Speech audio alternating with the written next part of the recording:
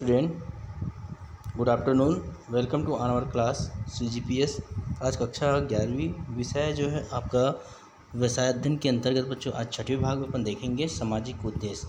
इससे पहले बताया था नववर्तन, मतलब किस प्रकार हमको परिवर्तन करना चाहिए, है ना।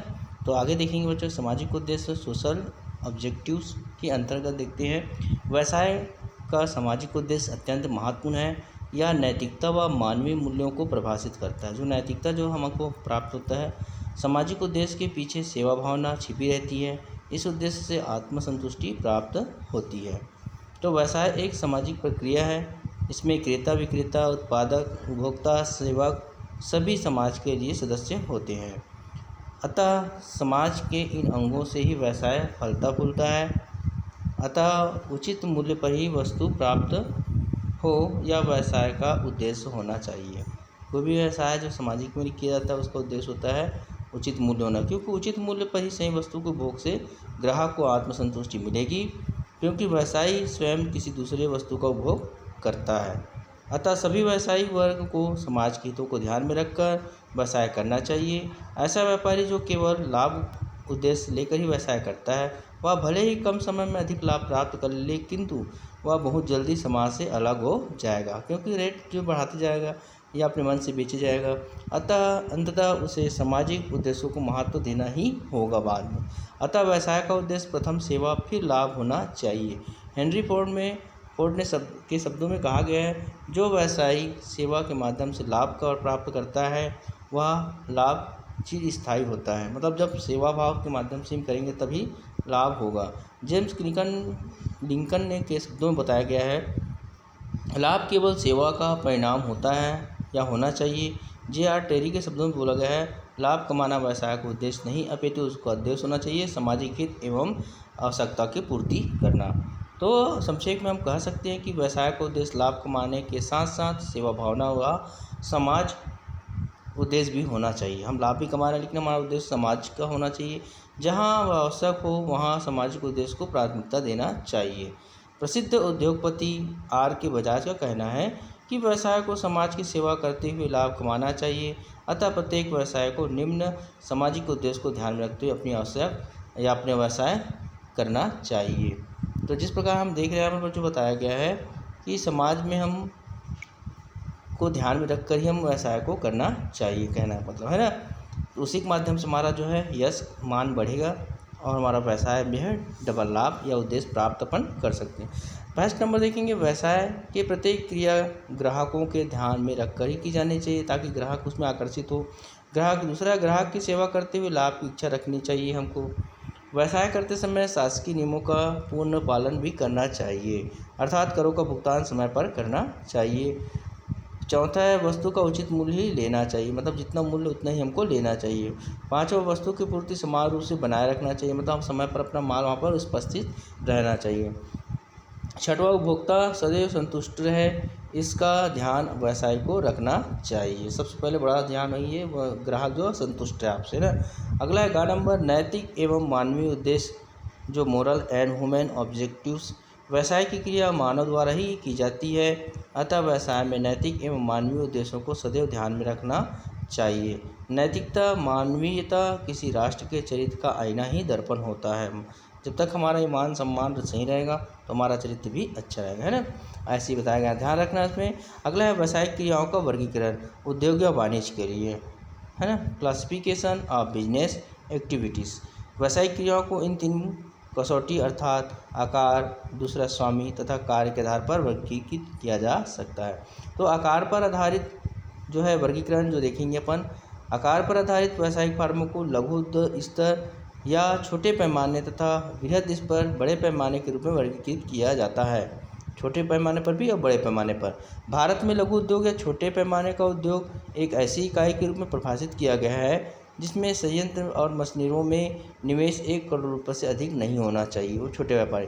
यही सीमा लघु उद्योग या बड़े पैमाने के उद्योग के लिए जो है पुर्जे है ना, कंपोनेंट्स उत्पादित करने वाली सहायक यूनिटी के लिए भी लागू होता है। अतः अन्य जो है सभी औद्योगिक इकाइयों जिसका निवेश संयंत्र और मशीन में 100 लाख रुपया अर्थात 1 करोड़ रुपये से अधिक होता है, बड़े पैमाने का इकाई मानी जाती है। लोहा एवं इस्पात, सीमेंट, है ना, पेट्रोकेमिकल्स, ऑटोमोबाइल, मैन्युफैक्चरिंग इकाई आदि सामान्यतः बड़े पैमाने पर संगठित की जाती है। छोटे पैमाने पर की इकाइयों में सामान्यतः कम पूंजी की आवश्यकता होती है और वे प्रकृति में श्रम प्रदान होती है। उन्हें सरकार द्वारा अपने अनेक रियायतें जैसे उत्पादन शुल्क छूट, रियायती दरों पर विद्युत, कम ब्याज दरों पर बैंक उधार आदि प्राप्त होती है ना। ये हमने देखे किसके माध्यम से, आकार पर आधारित। अब देखते हैं अपन स्वामित्व पर आधारित वर्गीकरण, क्लासिफिकेशन बेस्ड ऑन ऑनरशिप। स्वामित्व के आधार पर व्यावसायिक फार्मों को पहला है सार्वजनिक क्षेत्र, है ना, और निजी क्षेत्र में वर्गीकृत किया गया है स्वामित्व के आधार पर। एक सार्वजनिक उद्यम निजी उद्यमों के स्वामित्व में होता है, परंतु यदि कोई उद्यम मतलब जो उद्योग बुलाता है सरकार तथा निजी उद्योगों के संयुक्त स्वामित्व होता है तो उसे संयुक्त क्षेत्र उद्यम कहा जाता है। सार्वजनिक क्षेत्र के उद्यम के अंतर्गत देखेंगे विभागीय उपक्रम आता है, सरकारी कंपनी आता है तथा सार्वधिक निगम के रूप में संगठित किया जा सकता है।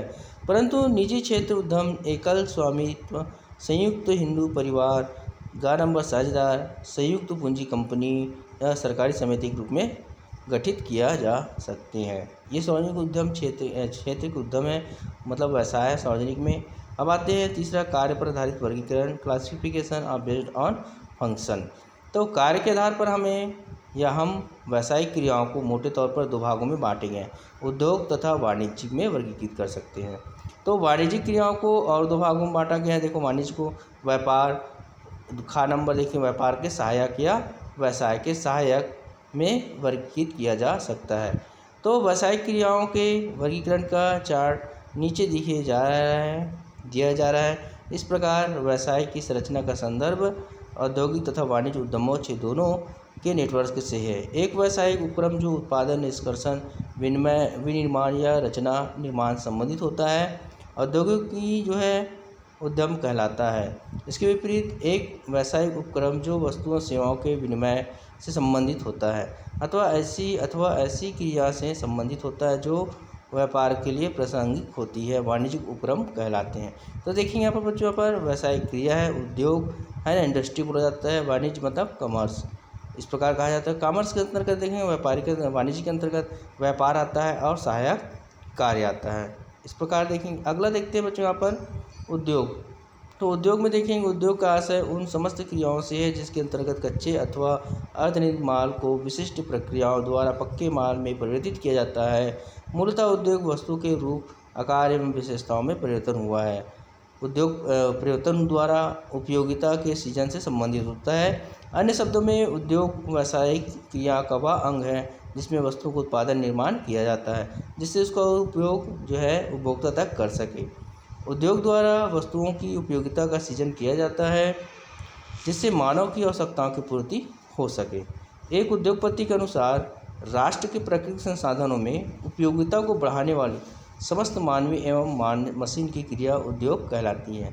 तो जो हम देखते हैं यहाँ पर राष्ट्रीय प्राकृतिक साधन जो है उपयोग करते हैं किसके लिए, प्राकृतिक साधन का जो मानवीय क्रियाओं के लिए मशीन का उपयोग करते हैं उसको उद्योग कहा जाते हैं। इस प्रकार जो उद्योग एवं संकुचित शब्द ना होकर अत्यधिक विस्तृत शब्द है। उद्योग का संबंध किसी एक वस्तु के उत्पादन से ना होकर समस्त वस्तुओं की क्रियाओं से, उत्पादन क्रियाओं से होता है। उद्योग में ऐसी वस्तु लाई जाती है जिसका उपभोग नहीं किया जा सकता, जैसे लकड़ी, लोहा, कपास, चमड़ा आदि। इन वस्तुओं के आकार, प्रकार, रंग आदि परिवर्तन कर उसे योग्य बनाया जाता है।